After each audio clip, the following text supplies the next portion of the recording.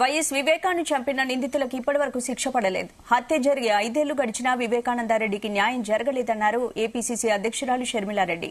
ఈ అన్యాయాన్ని చూడలేకే తాను ఎన్నికల బరిలోకి దిగానన్నారు. తనను గెలిపించి జగన్ కు బుద్ది చెప్పాలని పిలుపునిచ్చారు షర్మిల. కడప జిల్లా పులివెందులో షర్మిల ఏపీ న్యాయయాత్ర ఈ వ్యాఖ్యలు చేశారు.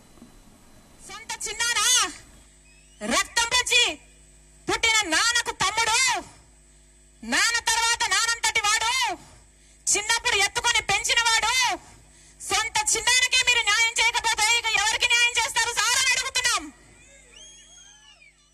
మీకు అధికారం ఇచ్చింది ఎందుకు? ప్రజలకు మేలు చేయాలని, ప్రత్యేక హోదా తీసుకొస్తారని, ఇరిగేషన్ ప్రాజెక్టులు పూర్తి చేస్తారని, రాజధాని కడతారని, కడప స్టీల్ ఫ్యాక్టరీ తెస్తారని ప్రజలు మిమ్మల్ని నమ్మి అధికారం ఇస్తే ఆఖరికి ఆ అధికారాన్ని దేనికి వాడుకుంటున్నారు? ఒక హంతకుణ్ణి కాపాడటం కోసం. ఈ రోజు హంతకుణ్ణి కాపాడుకుంటున్నారు, హంతకుణ్ణి పక్కన పెట్టుకుని తిరుగుతున్నారు జగన్మోహన్ రెడ్డి గారు. మరి రాజశేఖర రెడ్డి గారి ఆత్మ క్షోభించదా? వివేకానంద రెడ్డి గారి ఆత్మ క్షోభించదా?